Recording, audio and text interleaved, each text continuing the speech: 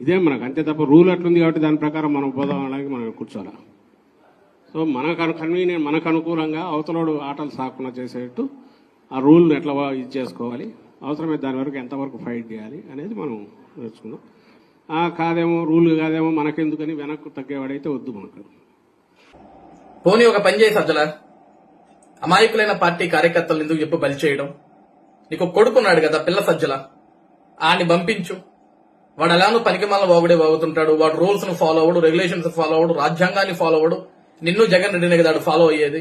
అక్కడ ఒక పనికి మళ్ళీ పంపించారనుకో, వాడు రెచ్చిపోతాడు, కౌంటింగ్ ప్రశాంతంగా జరగనివ్వడు. అక్కడ ఉన్న పోలీసులు మక్కెలిరా కొట్టి పంపిస్తారు బయటికి. సరిపోద్ది కదా. అమాయకులైన పార్టీ కార్యకర్తలు చెప్పి ఇంకా ఎందుకు రెచ్చగొడతావు? ఈ రోజు వైసీపీ పార్టీ ఓడిపోతుంది, జగన్మోహన్ రెడ్డి ఓడిపోతున్నాడు, మీ పార్టీ ఓడిపోతుందన్న సంగతి మీకు తెలుసు.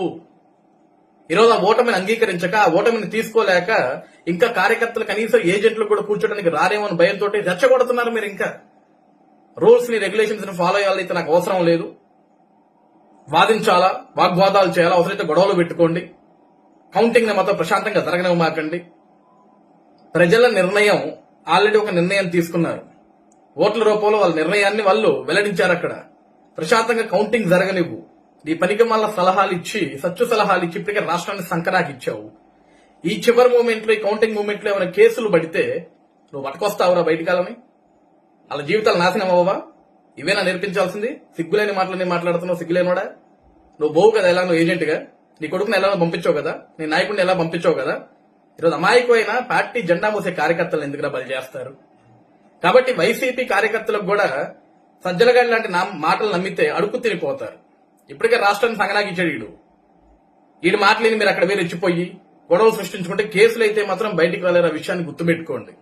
ఈరోజు ప్రజలు తమ నిర్ణయాన్ని తీసుకున్నారు, ప్రశాంతంగా ఎన్నికలు జరిగాయి, ప్రశాంతంగా కౌంటింగ్ జరగనివ్వండి.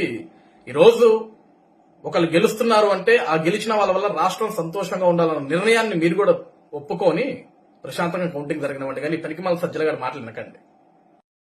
ఇదే మనకు అంతే తప్ప రూల్ అట్లుంది కాబట్టి దాని ప్రకారం మనం పోదాం అనడానికి మనం కూర్చోాలా.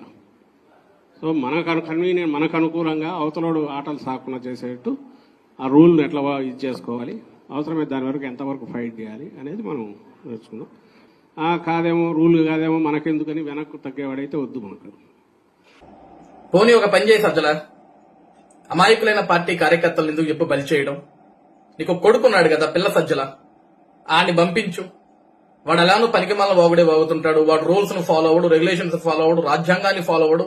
నిన్ను జగన్ రెడ్డినే కదా ఫాలో అయ్యేది. అక్కడ ఒక పనికి మళ్ళీ పంపించారనుకో, వాడు రెచ్చిపోతాడు, కౌంటింగ్ ప్రశాంతంగా జరగనివ్వడు. అక్కడ ఉన్న పోలీసులు మక్కెలిరా కొట్టి పంపిస్తారు బయటికి. సరిపోద్ది కదా. అమాయకులైన పార్టీ కార్యకర్తలు చెప్పి ఇంకా ఎందుకు రెచ్చగొడతావు?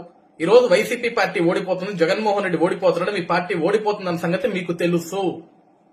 ఈరోజు ఆ ఓటమిని అంగీకరించక, ఆ ఓటమిని తీసుకోలేక ఇంకా కార్యకర్తలు కనీసం ఏజెంట్లు కూడా కూర్చోడానికి రారేమో అని భయంతో రెచ్చగొడుతున్నారు మీరు. ఇంకా రూల్స్ ని రెగ్యులేషన్స్ ని ఫాలో అయ్యాలైతే నాకు అవసరం లేదు, వాదించాలా, వాగ్వాదాలు చేయాలా, అవసరమైతే గొడవలు పెట్టుకోండి, కౌంటింగ్ ని మాత్రం ప్రశాంతంగా జరగనివ్వమాకండి.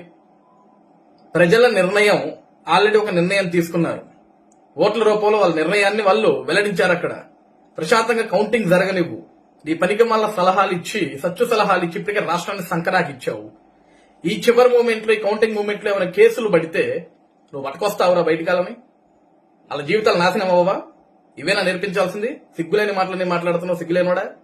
నువ్వు పోవు కదా ఎలా, నువ్వు ఏజెంట్ గా నీ కొడుకుని ఎలా పంపించావు కదా, నీ నాయకుడిని ఎలా పంపించావు కదా.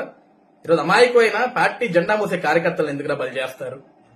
కాబట్టి వైసీపీ కార్యకర్తలకు కూడా సజ్జలగాడి లాంటి మాటలు నమ్మితే అడుక్కు తినిపోతారు. ఇప్పటికే రాష్ట్రాన్ని సంగనాకిచ్చాడు వీడు. వీడి మాటలేని మీరు అక్కడ వేరు రెచ్చిపోయి గొడవలు సృష్టించుకుంటే కేసులు అయితే మాత్రం బయటికి వెళ్ళారు. ఆ విషయాన్ని గుర్తుపెట్టుకోండి.